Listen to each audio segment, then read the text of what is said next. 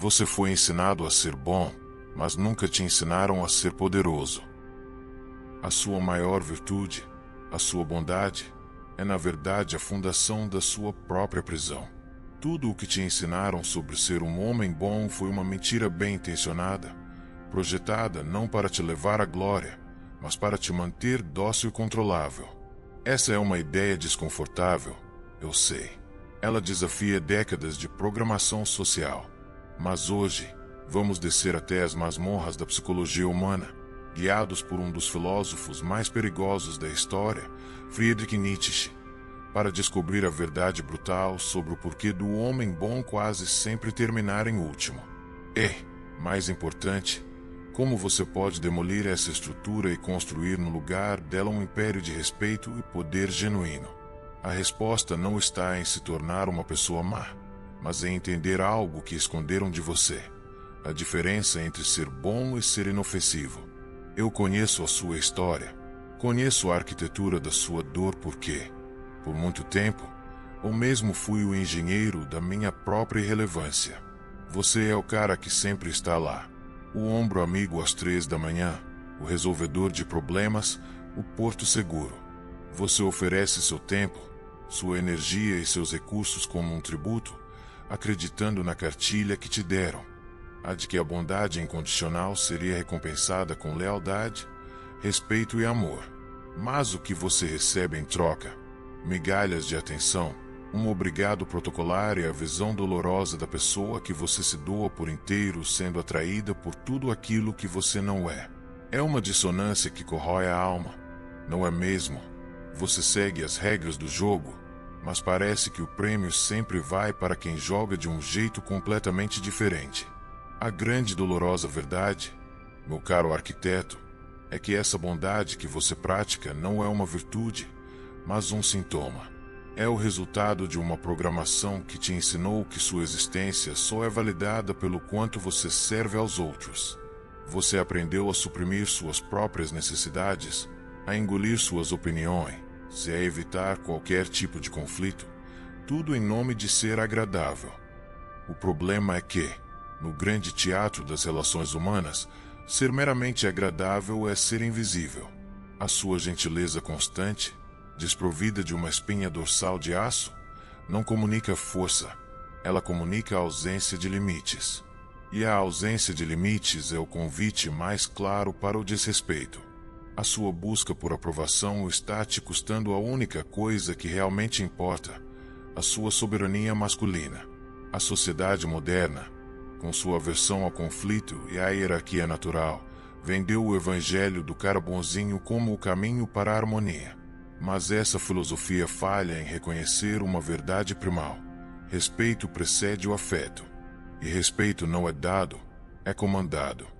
Sua bondade se tornou uma permissão para que os outros definam os termos da sua existência, um convite para que suas fronteiras sejam violadas. Você se tornou uma utilidade, uma conveniência, e não um destino. A estrutura que você construiu, tijolo por tijolo de gentilezas e sacrifícios, não é um palácio que atrai, mas uma área de serviço funcional que todos usam, mas ninguém admira. Mas para entender por que isso acontece, você precisa visualizar a sua posição no tabuleiro do poder não como um jogador, mas como uma peça, e nem sempre é a que você imagina. Para entender a raiz do seu dilema, vamos usar uma metáfora poderosa, a metáfora do servo e do rei. Imagine um castelo. Dentro dele vive uma rainha. E você, o homem boazinho, é o servo mais leal e dedicado que aquele reino já viu. Você antecipa cada necessidade dela, traz sua água na temperatura perfeita, resolve os problemas do reino antes que cheguem aos seus ouvidos, garante que seus aposentos sejam confortáveis e seguros. Você faz tudo isso com uma devoção impecável, secretamente acreditando que um dia ela olhará para você e verá o seu valor. Você acredita que a soma do seu serviço se transformará em amor e admiração, que sua dedicação lhe renderá a coroa de consorte.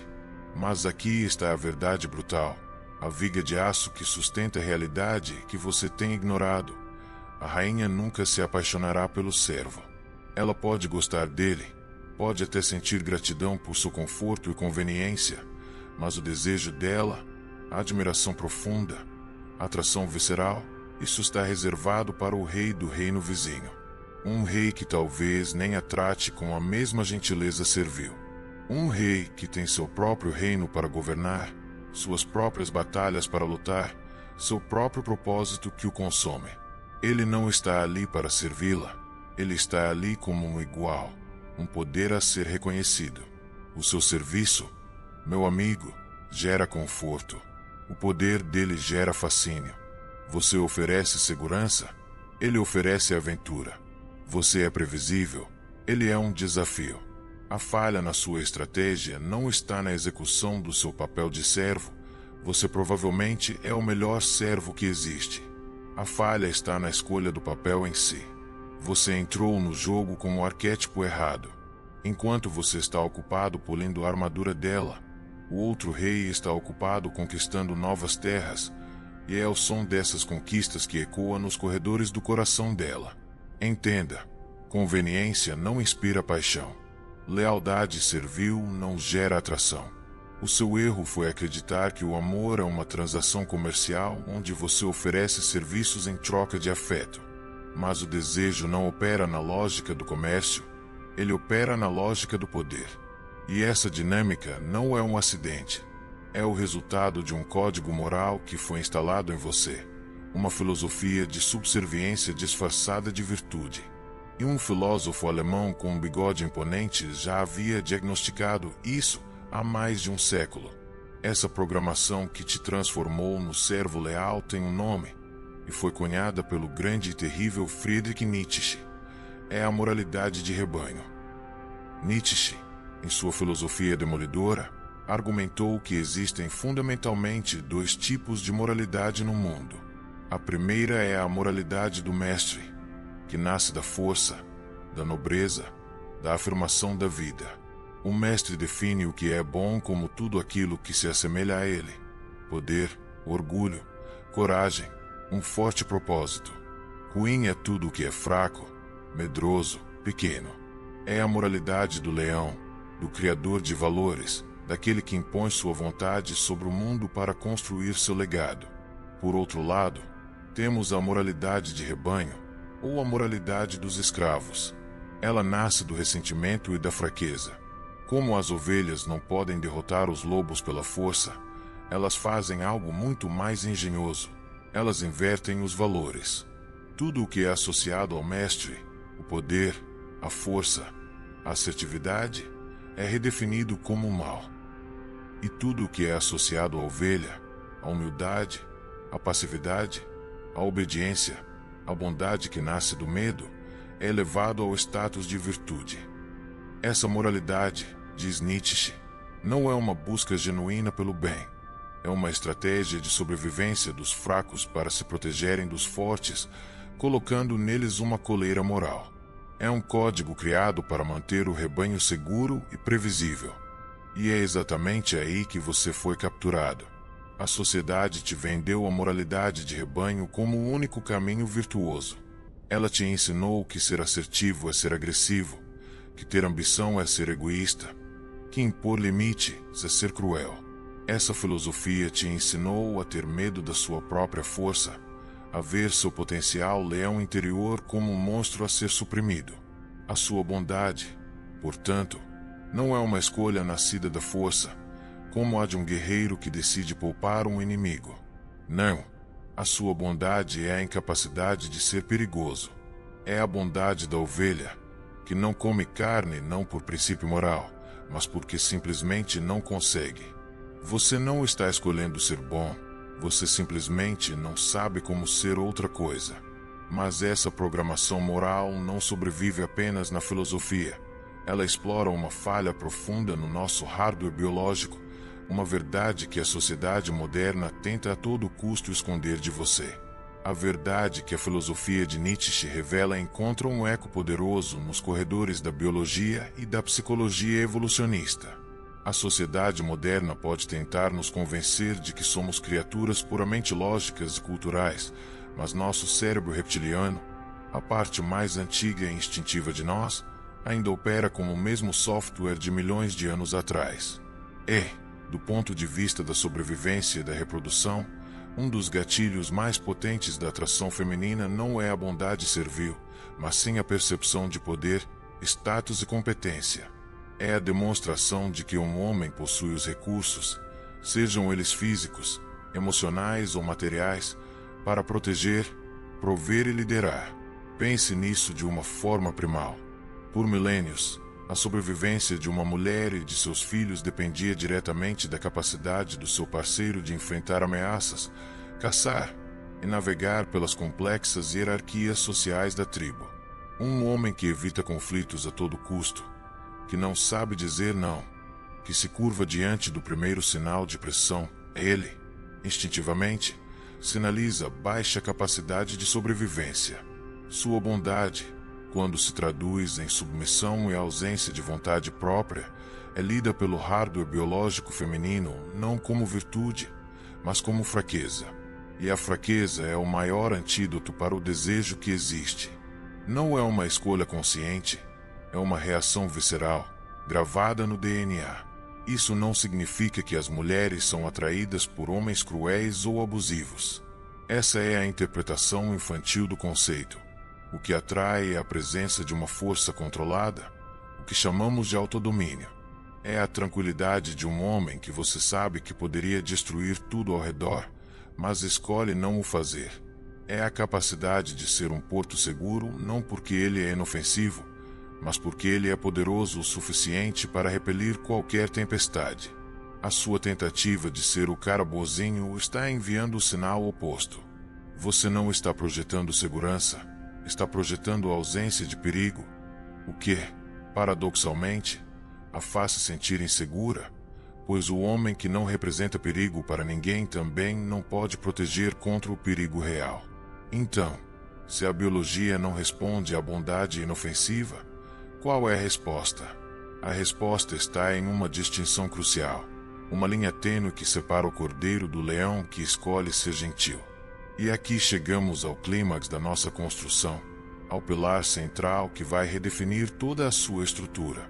A inspiração vem de pensadores como Jordan Peterson, que souberam traduzir essa sabedoria ancestral para a nossa era.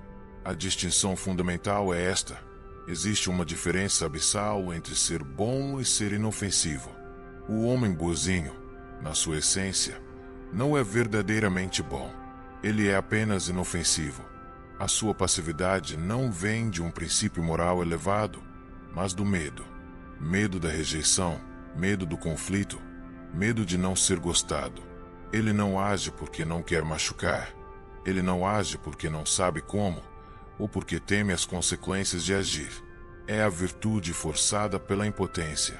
Um homem verdadeiramente bom, por outro lado, é um homem extremamente perigoso, que tem seu poder sob controle voluntário e absoluto. Pense num monstro que aprendeu a se comportar, não num coelho. Ele integrou sua sombra, como diria Carl Jung. Ele reconhece sua capacidade para a raiva, para a agressão, para a assertividade implacável. Ele não tem medo dessa parte de si mesmo. Pelo contrário, ele a treinou, a domou e a colocou a serviço de um propósito maior. Seu autodomínio não é fraqueza, é a mais alta expressão de força. Ele pode ser gentil, compassivo e amável, mas todos na sala sabem, de forma instintiva, que ele não deve ser provocado. Sua bondade é uma escolha, e só uma escolha genuína tem valor moral. O que é inofensivo não pode proteger. Um coelho não pode proteger sua família de um lobo. O que é inofensivo não pode liderar, pois liderança exige tomar decisões difíceis que inevitavelmente desagradarão alguém. E o que não pode proteger nem liderar, jamais poderá comandar o tipo de respeito profundo que é a fundação do desejo e da admiração. Sua jornada, portanto, não é a de aprender mais truques para ser bonzinho. É a jornada de se tornar perigoso. É aprender a dizer não com uma calma assustadora. É desenvolver competências que te tornem formidável. É construir uma vida com base na sua própria vontade, não na busca por aprovação. Entender essa diferença é o mapa, Mas agora, precisamos falar sobre o território. Como você deixa de ser um animal de estimação inofensivo para se tornar o dragão que guarda o tesouro?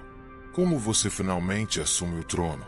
A coroação não acontece com um ato grandioso, mas com a decisão silenciosa de parar de ser o servo da sua própria vida. O objetivo não é se tornar um tirano ou um homem cruel.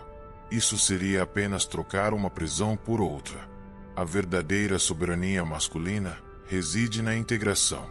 É sobre descer ao porão da sua psique, onde você trancou seus monstros, sua raiva, sua ambição, sua agressividade. Em vez de matá-los, você vai dialogar com eles. Essa é a essência da psicologia sombria aplicada para o bem. Entender suas capacidades mais sombrias para que elas não te controlem e sim te sirvam. É esse poder integrado que te torna perigoso, e é a sua escolha consciente de usar esse poder para construir, proteger e liderar que te torna bom. Essa é a jornada do servo para o rei. O rei não busca aprovação. Ele a comanda através de suas ações e de sua integridade. Ele não evita o conflito. Ele o navega com a sabedoria do estoicismo, sabendo o que pode e o que não pode controlar. Ele não vive para servir aos caprichos de uma rainha. Ele vive por um propósito que transcende a si mesmo, um legado a ser construído, e é essa dedicação à sua própria missão que o torna magneticamente atraente. O respeito que ele gera não é negociado com gentilezas, é a consequência natural de seu autodomínio e de sua força manifesta. Ele é o arquiteto de seu próprio reino. Uma rainha de valor não quer um servo em seu castelo, ela quer ser a parceira de um rei em um império vizinho. Então, a pergunta que deixo para você, que está na encruzilhada entre a servidão confortável e a realeza perigosa, é esta.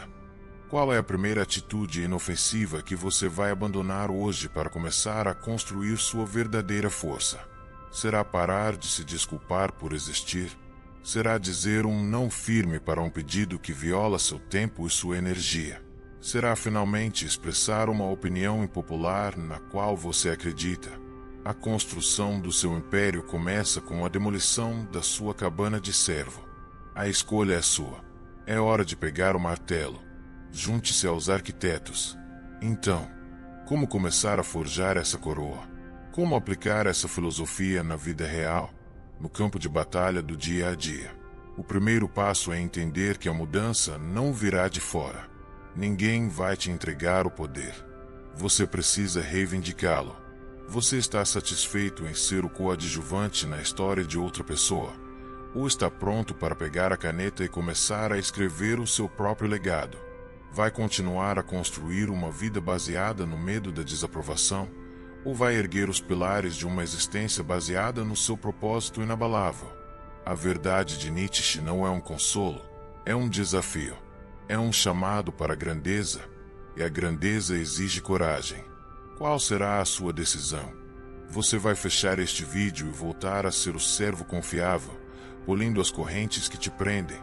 Ou vai dar o primeiro passo na jornada para se tornar o rei perigoso e bom que você nasceu para ser? Deixe nos comentários qual é a primeira muralha da bondade inofensiva que você vai derrubar na sua vida. A sua jornada inspira a de outros homens.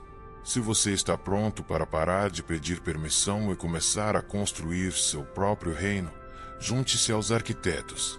Inscreva-se no canal e ative as notificações, porque estamos apenas começando a desenhar os projetos da verdadeira soberania masculina.